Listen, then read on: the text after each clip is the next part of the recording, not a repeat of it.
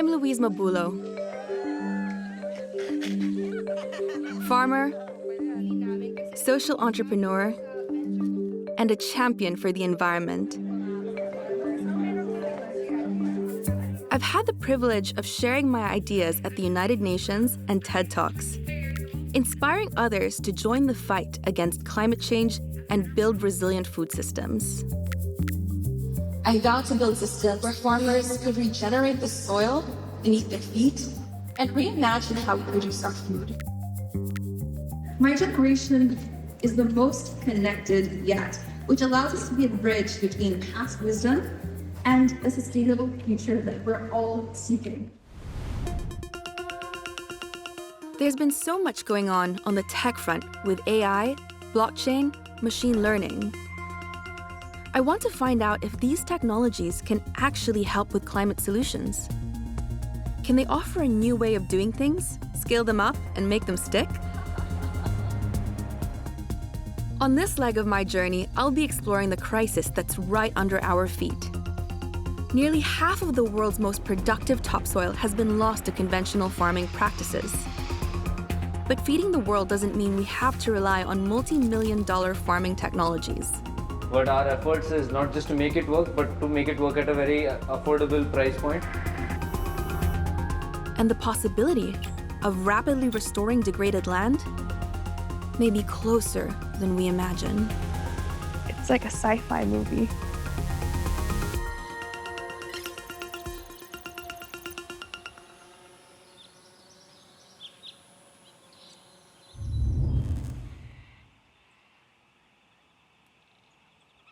I'm in the Northern Rivers region in Australia, here to see some magnificent birds take flight.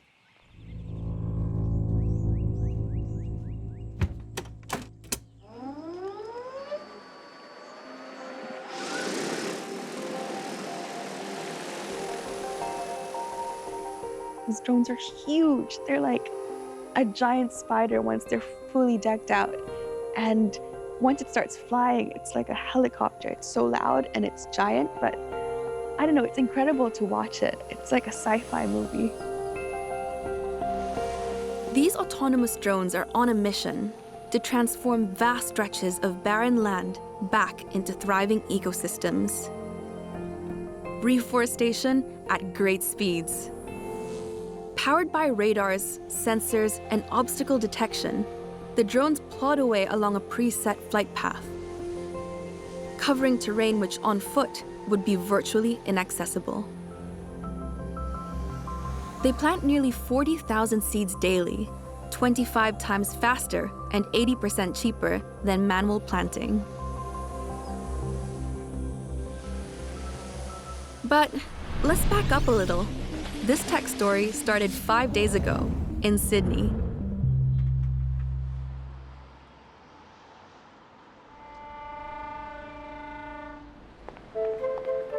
I was in the capital of New South Wales to track down Andrew Walker, the brains behind the self-planting drone company, Airseed.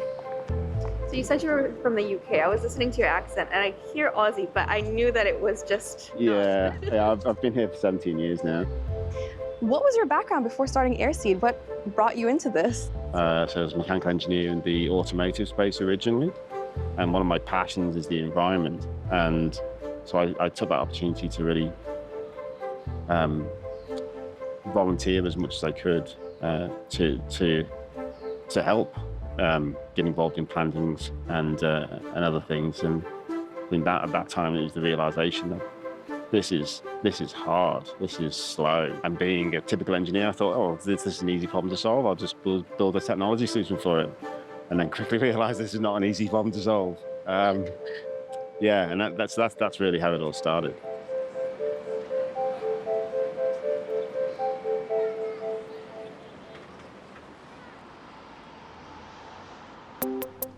Thanks, Andrew, for having us over. Yeah, welcome. Welcome to Airseed. Andrew has built a company that's taking on one of the most critical problems on our planet. Some of the team in here. I'm going to introduce you to Charlotte. Charlotte's our head of ecology. Incredible. And you've got Paige in the corner. He has these guys working on a solution that will tackle land degradation that's happening at an alarming pace. Let's talk numbers. In recent years, we have been losing at least 100 million hectares of healthy land each year to a variety of factors. That's 2 times the size of Greenland, and counting. As the weather gets more and more extreme, it's escalating. And leading to other climate issues, like landslides, which wipe out terrestrial ecosystems, just like that. In 2022, Lismore had these 3 massive flooding events sequentially. A lot of these people basically saw their backyards just melt away. After the devastating floods, Airseed launched a reforestation project to restore the landslip-damaged land, using their drones to replant these areas. So these are our sort of the planting areas for each of these sites. You can see the landslips, quite severe. The river is quite steep slopes as well. Right, and you can kind of see like the terrain and the slopes. So yeah, it's quite extreme. Yeah, as you can see. Yes, I'm looking at the reds and it's terrible. The solution here relies on artificial intelligence. Let me demystify it for you. Far from being some trendy buzzword, AI has been around since the 1970s, catching your typos, tagging the faces on your photos, and telling you exactly how long you'll be sitting in traffic on your daily commute. In essence, it's a digital brain, one that makes decisions and handles tasks. And in the last couple of years, it's gotten way, way smarter. The team teaches the AI to look at satellite information, environmental data, and drone imagery of the state of the land. It starts with a restoration plan that analyzes the data and figures out where and how they should plant. The machine learning even plots flight paths for the drones to plant according to the terrain. And it continues to track and update data from field visits, planting, and monitoring, using tech to aid long-term restoration success. So Airseed's got planting in all of these sites here. Because it is such a recent event, the soil for a while, quite a while afterwards, the soil was not really safe to walk on because it was still moving as well. That's so critical, especially with restoration and doing these sorts of things. It's dangerous work. It's very technical. So the drones were the perfect tool.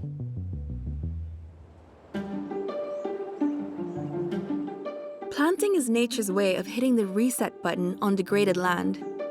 Roots grip the soil, holding it steady against wind and water, while the plants breathe life back into the dirt, enriching it with nutrients and organic matter. Worldwide, billions of dollars have been committed to land restoration initiatives. Yet in reality, current restoration efforts are lagging behind flashy international promises, as most old-fashioned methods are expensive and labor-intensive. So this cutting-edge technology can really be a game changer. So could you tell me about how machine learning optimizes this job a lot better for you? I think from the pre-planting, it definitely allows us to be a lot more informed about a potential project before we actually have to deploy boots on ground. From the monitoring piece, it's super valuable. And then once you plant it, if you don't do the right monitoring and the right intervention with the project afterwards, at least in the first 3 to 5 years, you really are going to affect the outcome of that project as well. We are literally at the beginning of what's capable.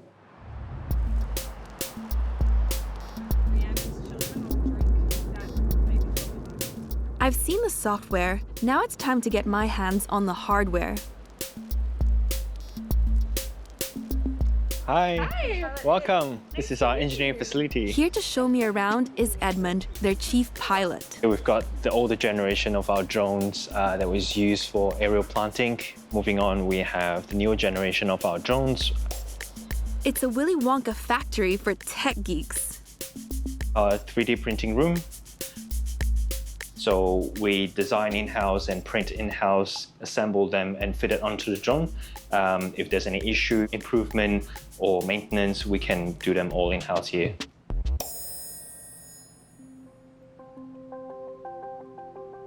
But if there's one crown jewel here, it's this big guy. That's incredible. Oh, it's beautiful, isn't it? Yeah. That carries up to 40 kilos. It's equivalent to about 8,000 of seed pods that we can carry in each flight. So I'm powering up the drone. Oh, wow. This is the flight area that is generated from digital platform. Gotcha. Yeah. And then it just goes straight into it. Exactly. This pneumatic firing system, combined with precise GPS, is capable of planting 2 to 3 seed pods per second, 25 times faster than manual planting. So you take this drone out in, I guess, a container like this? No, we have a trailer to move the drones, the battery equipment, and the seed pod as well to site where it's more accessible because a lot of areas are very remote, hard to get to. I think it's just super cool how you could rehabilitate land with such a small group of people using something like drone technology that would have otherwise taken hundreds of days and thousands of people to do otherwise. But the AI drones are only one part of the puzzle. Equally as important are these seed pods.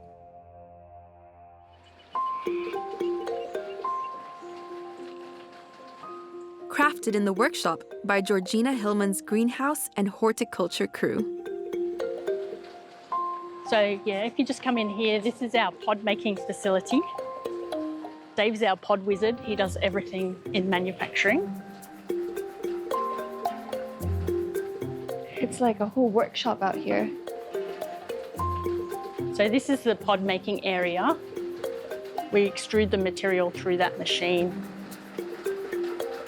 So what do you normally put into your pods and how do you make them here? So they're made from composted organic products and they've got clay and of course seeds in them. This compact pod is jam-packed with seed boosters like nutrients, minerals, and biofertilizer. We're constantly innovating the pod. We change the shape, we change the composition, and we do that in relation to the sites that we're going to plant at. So we can make the pod bespoke to the site. Looking at the pods itself, it's harder. It feels like a cork. Yeah, it's quite hard, yeah. It's like a little home for the seeds. It's got everything it needs to grow up. It's a very vulnerable time from germination to seedling size. So they've got everything they need to really kick them off and make them strong during that period. It's efficient. It is, yes. It's a lot faster and more efficient than being on the ground and planting tube stock. It's about 80% more efficient than trying to hand plant. They're like chocolate marshmallows. I feel like I could pop one in my mouth. Sometimes I think they look like little protein balls. Right. But yeah, don't eat them. I will not. To demonstrate how much boost these little nutrient balls actually provide, Georgina leads me to her outdoor lab. So we're going to a greenhouse where they test out the seed pods, and we're going to see a little bit more about it. I have no clue what to expect, so I'm really looking forward to hearing more from Georgina about that.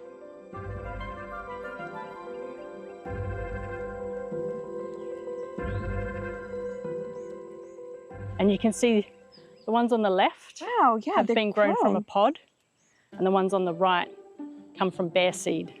That's incredible. Yeah, you can see this a is huge your difference. Test material, and this is your pod material. Exactly, yeah. Wow, and you can see on this one, there's hardly anything growing out on the right they side. died. Yeah, they didn't even make it.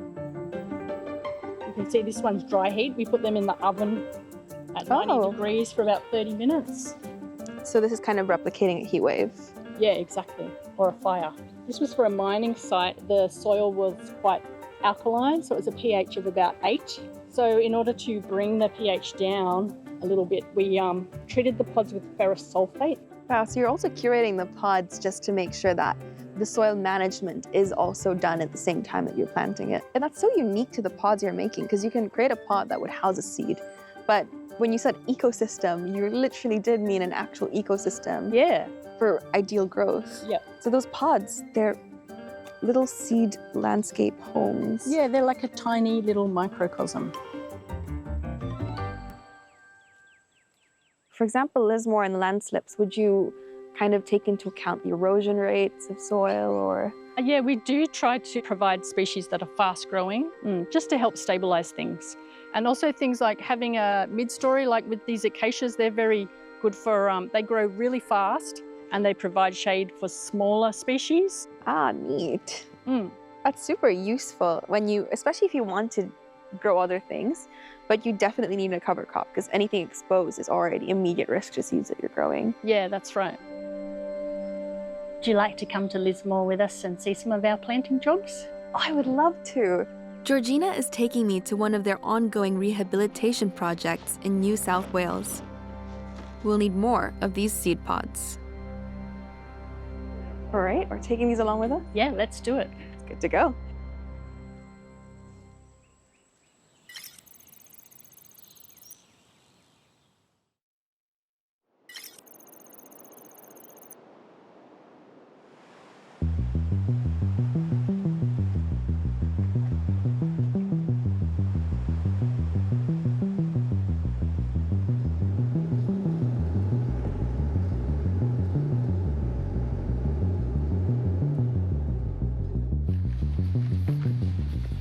So now we're at Byron Bay, just landed, and just loading the stuff up into the car so we can head over to the project site in Lismore.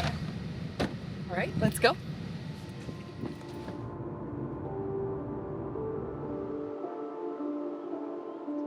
And the landslips happened at about 1 o'clock in the morning, between 1 and 3, and it was everywhere, and it was in pitch black, and people said they could just hear it. In late February 2022, the Northern Rivers region was hit by a relentless downpour that unleashed the biggest deluge in modern Australian history. The city of Lismore was inundated by water for days. 5 people lost their lives, 4,000 homes left uninhabitable, and nearly every business in town wiped out. In the surrounding hills, the waterlogged ground crumbled, resulting in around 1,000 landslips all over the region. So you can still kind of see the direction in which the soil eroded and the rocks fell down the mountain. And a lot of the biodiversity and trees and plants that have caved in since then. So this is my driveway. Well, used to be my driveway. You can see the concrete strips here, so. And Marnie was caught in it all. You never forget the noise of a landslide. It sounds like the earth ripping apart. And in that period, my house moved and it split in half.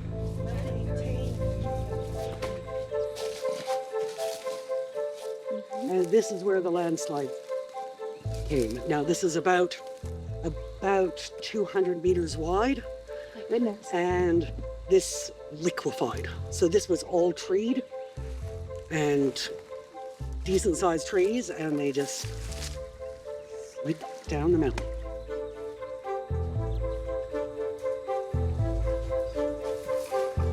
And now we're entering where Marnie's house is before the landslips.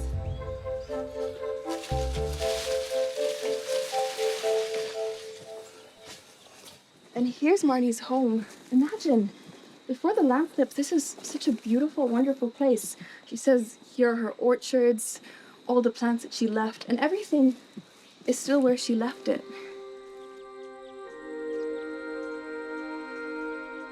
Now, like since I haven't been here, this is all cracking as well. You can see there's a huge. Oh, you can see a gap through the wall, the light. There's a big crack down there. I see that. You know, all of this whole back of the house is subsiding. And so you can't return here at all. Oh no, It's not no. livable. Well, I mean, you saw the access too. Absolutely. You know, even if you cleared it out. Oh, even if I cleared it out, it's just going to keep getting covered. And all the geotech people just said, you know, this is going to happen again. It is going to inundate your house. You are lucky you got out alive. Wow. You know, so I can't ever live here again. The team from Airseed jumped to work, restoring the land almost immediately after the landslips happened.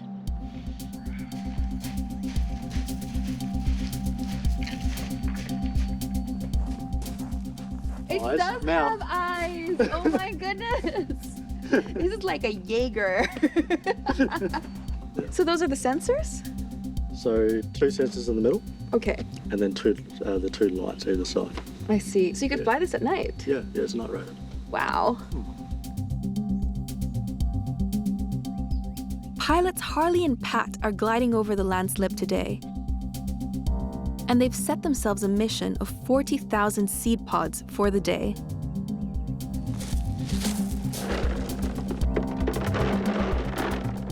We're carrying batteries now. So how long does the battery last? Yeah, it depends on the payload. If we've got a full payload, probably around about 7 minutes.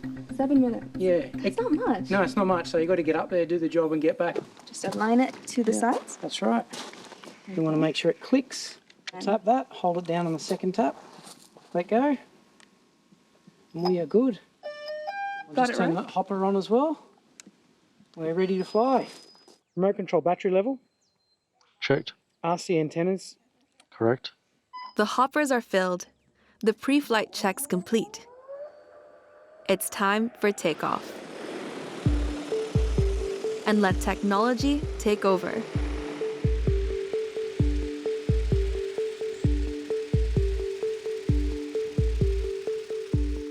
Each flight is 10 minutes long. A quick pit stop for reloads and system checks, and it's ready to go again.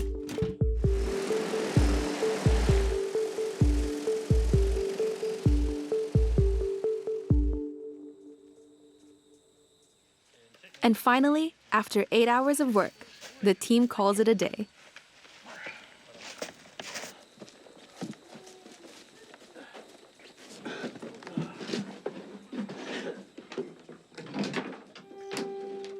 While the pilots pack up, Georgina takes me to the foot of the hill. Wow. Yeah. Oh my goodness. It's completely caved in. Yeah. So right now we're out at Yarn's house, which is someone who lived here at the base of this hill or mountain. And apparently during a landslip 2 years ago, his house was completely caved in and destroyed by one of the landslips. And his wife was at home and was trapped in while he was away. You can see the landslip up there. You can see it's a bit barer. It's harder for vegetation to cover that area. That's where we planted this morning. We dropped a lot of pods there. You can see the extent of the landslide too, the sheer size of it. Yeah. You can imagine the noise of it when it happened too. You can see all of the trees were cut down or killed off. Yeah, you can see the whole devastation here. Up close, it becomes very clear why replanting this terrain by hand would be a massive undertaking. On our last day in the Northern Rivers region, we visit the Nimbin site, Georgina's pride and joy. So, Georgina, where are we today? We're in Tuntable Falls Road in Nimbin. I'll show you some examples of stuff that's grown here from the seed pods.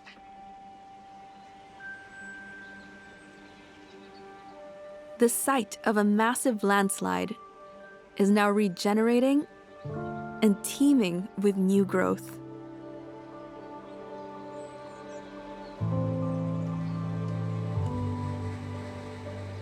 But yeah, you can see this beautiful section here, all full of acacias. That's all relatively new, you know. Hi, butterfly. Seeing the butterflies, it's good. Yeah. Lots of biodiversity and... Yeah.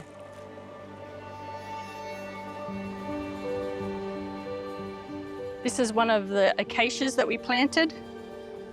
So we planted about 3 species of acacia. I think this is falcata, Acacia falcata, and that's coming into seed. So that's nice. It's already completing a cycle, and it'll help contribute to more regeneration when it's putting out seed as well. And what else have we got? Ludwigia. That was a good one. That was a bit of a surprise.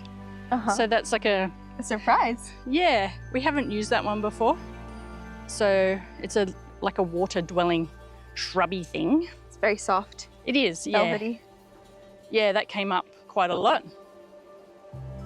Here you can see one of our monitoring stakes. So we set up monitoring plots. They're about a metre square, and we come back and check the coverage and the species that are growing in it.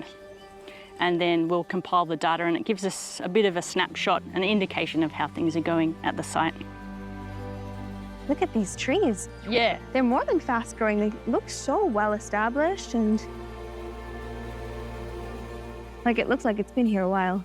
Which Yeah, it does. Has. When I came back, I was, is this right? I couldn't believe what I saw, you know? It was amazing. And this is all from the pods in your R&D site at the greenhouse, right? Yeah, yeah. It's beautiful to see this regrowth. You feel the regeneration, and you know that it's all new growth. Yeah. And it's almost hard to tell that there was a landslide or a landslip unless you really pay attention to the rock and the soil contour. Yeah, nature is naturally resilient and powerful. We're just trying to help facilitate some of that regeneration.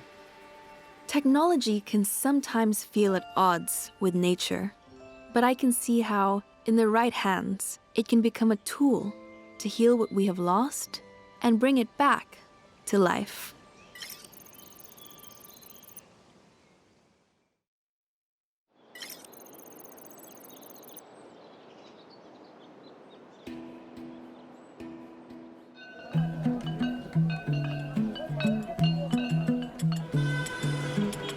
A vast, bustling nation of close to 1.5 billion people, all of whom need to be fed. Powered by the fresh, homegrown produce that you find sold on every street corner. Vegetables, grains, fruits. India ranks as the second largest producer in the world. But the engine that feeds this nation is under threat. A shadow over the fields and farms. India has 1/3 of its land degraded. And it's not just India facing this, but the world. Blame it on years of industrial farming, monocultures, and the rise of pesticide use since the 70s. And to top it off, the climate events, excessive floods to extreme drought, has turned soil into dirt. I'm here to find out how AI and technology could possibly reverse the challenges with soil degradation, especially in farming and changing our food security.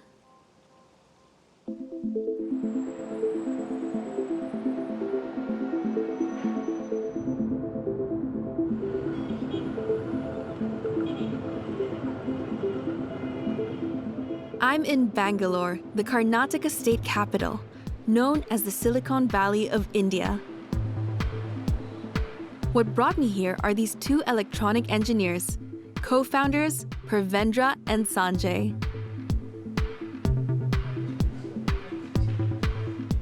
No pressure, no diamonds. I like that.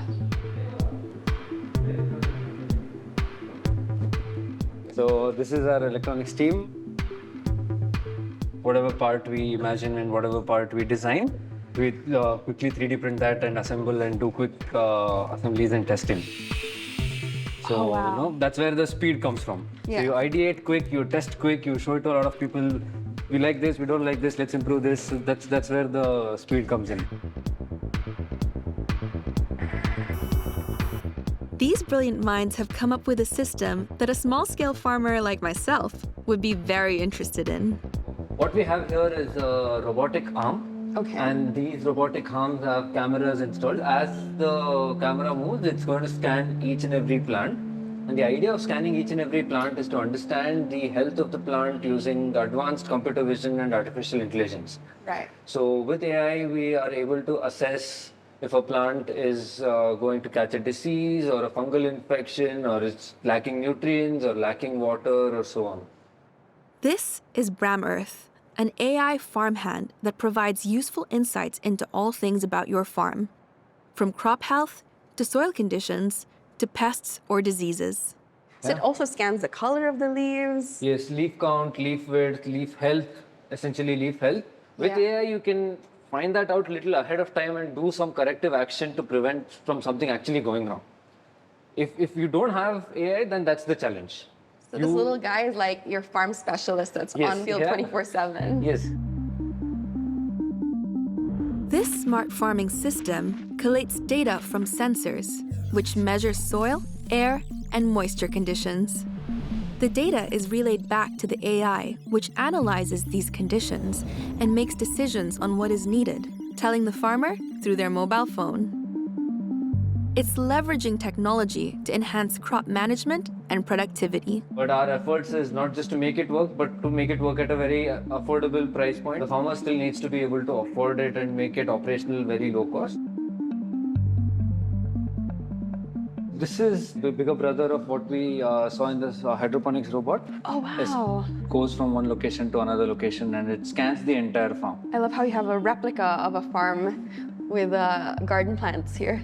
So the entire machine does multiple activities. It is plowing, sowing, understanding, let's say, soil nutrition at different locations. So this robot can go dig deep and just put a probe deep into the soil, understand the macronutrients, soil moisture, and keep a track of how the entire farm is doing. They're like your arms and your eyes on a micro and macro level. Yes. Above and below the soil. Under the soil. This is neat. It wasn't until the year 2023 that AI got into farming. But ever since it did, it has made significant strides in improving efficiency, sustainability, and crop yields. But what sets Bramworks apart from the big farm tech that's already in the market is how they've adapted this powerful tech here in India and made it affordable to local farmers. Yeah. How many times do you guys drink coffee in the morning? Maybe twice or thrice. That laugh was telling. Depending on how it goes. I was in my hometown for a cultural festival. And when we were at the festival, we were talking to all the farmers around. We were talking to a few of our relatives as well. And the farmers had a lot of issues in their farm. They were talking about how the crop yield that year is really bad. The rains are inconsistent. There's a lot of labor problem going on. They're unable to pay attention to the farm. Earlier, the farms used to yield close to 60-65 tons per acre of farming. Now it's come down to half, like 35, 40 tons per acre. We came up with a product. Our product is essentially a platform which is a bunch of hardware, a bunch of firmware, and an artificial intelligence model, which everything when put together controls the farm. It understands details from the farm. It picks up vitals like macronutrients, humidity, moisture, and very essential details from the farm which is necessary for the crops to grow well. It will keep the farmer informed whether the farmer is there or not. A very important thing to understand is farmer can see only what's above the soil, not what's underneath the soil. So our sensors do that activity. We give information from under the soil which can be interpreted, and then the farmer really knows where the struggle is. I love this. I love this solution because it starts as a very personal problem, right? If you're on a farm, you see that things aren't having bigger outputs or better outputs. And it's actually a bigger problem. You have soil degradation and climate change and all these different issues. But also it feels very personal because it's like me as a farmer, I'm not always on the field to be there. And what you've essentially invented is like a doctor that is diagnosing your land and your crops. The reality is most of the farming techniques are indigenous and have come down from generations. The farmers know the soil, they know the behavior, they know the plant. They know what to fix when something is wrong. Yeah. But telling them that, hey, these things are need attention and this is what can be done, that is the most important thing, and that is where they feel the necessity to be near the product. I think this is incredibly useful. And beyond that, it's not only that, you're marrying the farmer's expertise with technology and making that technology something they understand. I could use that myself.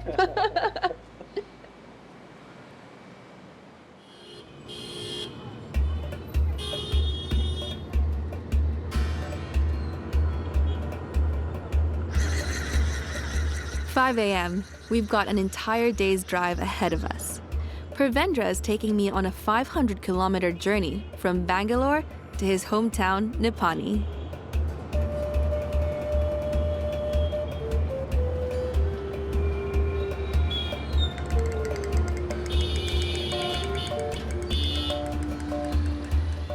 Ooh, that was like an 8-hour drive from Bangalore, and now we're here in Nippani. Your poor car. Yeah, this is fine. This is a regular journey for the car. Car's fine. Don't worry about it. Car has been through a lot. Yeah, the drive was awesome. We listened to music, we ate great food, and I didn't actually feel the 8 hours. It felt like it just zoomed by. We're here to see the very first Bram Earth system working its magic. But first, a rest before heading to the farm first thing in the morning.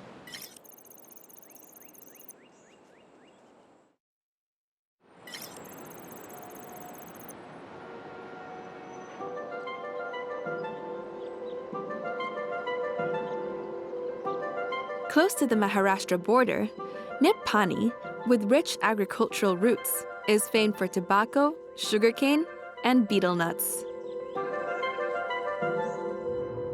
The local crops have been at the mercy of drastic climate swings over the last 2 decades.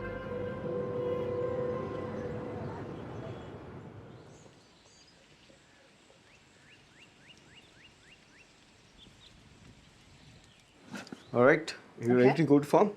And Sanjay's my guide today to meet a local farmer they're piloting their tech with. Yeah, it is. It's been raining constantly for almost a couple of weeks now. Yeah, these boots are a good call. Thank you. All right. Let's go.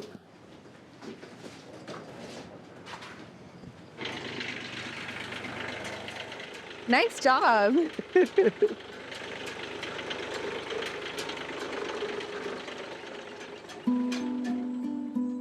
That's our new sensor going. The land was passed down to Mr. Anil from his father. This land is not just soil and crops, it's history. This is the house that he was born. Oh, wow. It's a very, very old house. Ancestral roots run deep. Uncles, aunts, cousins. Here, farming means family. I want to keep it now. We're going into the temple. They built it themselves, so they wanted to show us kind of this picture.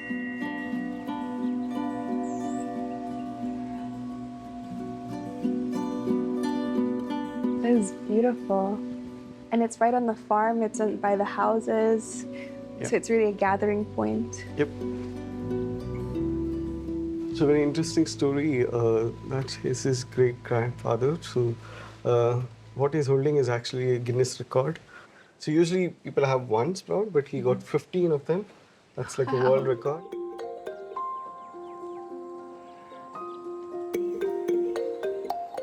Pravendra's village has been farming ever since India's independence. Up till that, the nation's food needs were met by imports, a situation befittingly known as ship to mouth. The Green Revolution in the 1960s changed how things were done. High-yielding crops like wheat and rice were introduced, along with modern farming techniques like channel irrigation, chemical fertilizers, and pesticides. At that time, crops were aplenty. These days, however, harvests are hardly record-breaking.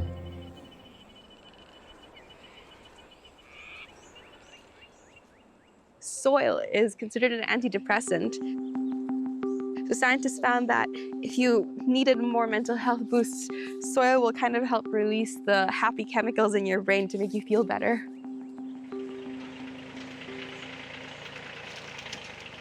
His ancestors used to get 120 quintons. He's like, now, Wow. why have we reduced? So now he's challenging himself to get that 120 along with the AI assistance. And the next summer, he's going to achieve that. Wait, that's so curious. So your ancestors produced more harvests In the same amount of field. in the same amount of this field right here that we're standing on. Right. And then over time, you're producing less and less. Less and less. And why do you think that's the case? Soil degradation is something that we don't oversee. and over fertilization usage, over pesticide usage. These are the things that we cannot understand. We cannot, like I said, we cannot see what's happening inside the soil. Yeah. So this soil moisture sensor is going to tell him that. Farmers used to flood the fields whenever they had water. Water evaporates and leaves behind dissolved salts. This saline soil becomes worse at retaining water, kicking off a vicious circle of more and more irrigation. Right, so this is our remote sensor. So it's the lithos. So you wanted to know more about the soil. So we put the soil sensor right here. So it's just another 20, 30 centimeters deep inside. Wow. So now this gives in the data of the soil, moisture level, water and everything. So with that, this is the power line coming all the way from the solar panel over there. So now he can control, if he has to give more water to this field, he can just turn it on from his mobile phone and the water is fed to this. Wow, so it just instructs everything for you. Everything, yep. Oh, incredible. And it all comes from this little power center. Power sensor, right. So now you can see there are some of these flies that are flying. So they come during the budding season. These are the flowers that are sprouting right now, which will eventually turn into soya beans that you can see. So right now they are being eaten by these insects. Oh, I see one right here. Yep. Yeah. So he wants to know, before even he gets to this stage, he wants to know some sort of a warning that your field is getting infected. Okay. So that's why we got a new sensor so that it can understand what's happening in and around the atmosphere. So that's our Atmos, and that is what we will be installing it today. Awesome. Thanks. Let's go check it out. Yep.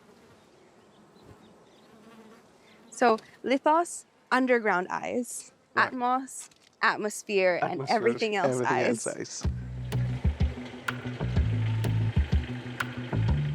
So now we're unloading all of the little pieces of equipment they need to install Atmos into the kind of the mailbox situation by the farm. And then this will start measuring all of the atmosphere, the bugs, and the conditions that the plants are facing. CO2 sensor. So Here we go. So this is our Atmos. Okay. So this is a light sensor. So it gives you intensity and as well as the moisture in the light. So then you can take collective decisions on that as well. The most important thing.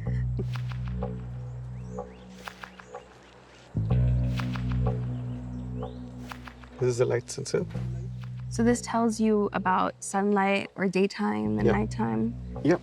And then just mount it. Sit. Sit. Oh, there we go.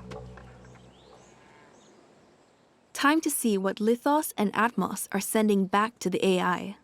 So now this is the data for the sensor. Okay. So we currently had the soil pH and temperature. Now we are getting the NPK values. Oh, wow. All the additional information. Yes, and the light sensitivity we just installed from this. EC, TDS, moisture. Yep, there we go. And now he can text or he can use voice command to get all the information that he requires. ನಮ್ಮ ಜಮೀನಿನಲ್ಲಿ ತಾಪಮಾನ ಎಷ್ಟಿದೆ? ಶೇಷ ಸೂಚನೆ ಇದ್ದರೆ ದಯವಿಟ್ಟು ಹೇಳಿ. Action item.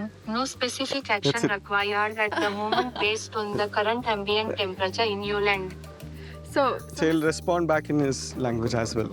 Wow, so it speaks in a language that he understands. Yeah. It also says no action item required because all the values are correct. Positive affirmation. Wow. Mr. Anil, how do you feel about seeing this now that all of this is installed? ಹೇಗೆ ಅನ್ನಿಸ್ತಿದೆ? ಇದು ಕುಣಿಸಿದ ಮೇಲೆ ಒಳ್ಳೆಯದಾಗ್ತಾ ಇದೆ ನಮಗೆಲ್ಲ. He's happy about it and he's saying that good things are happening. It's good news. These hardworking silicone-brained field hands will keep chugging along on the farm, taking on the burden for modern-day farmers like Mr. Anil.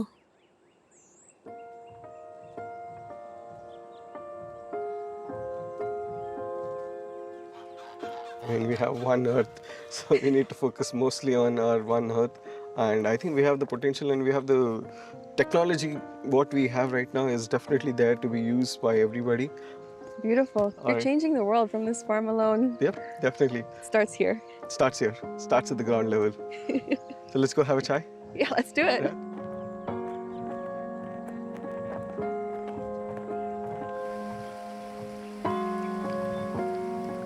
Could this be the future of restoration? Part tech, part man, part nature's comeback. Because watching them work hand in hand really makes it feel like there's real hope.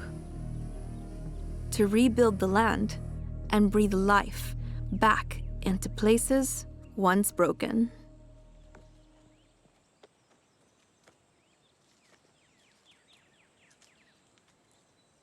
Got my little stash of lemons.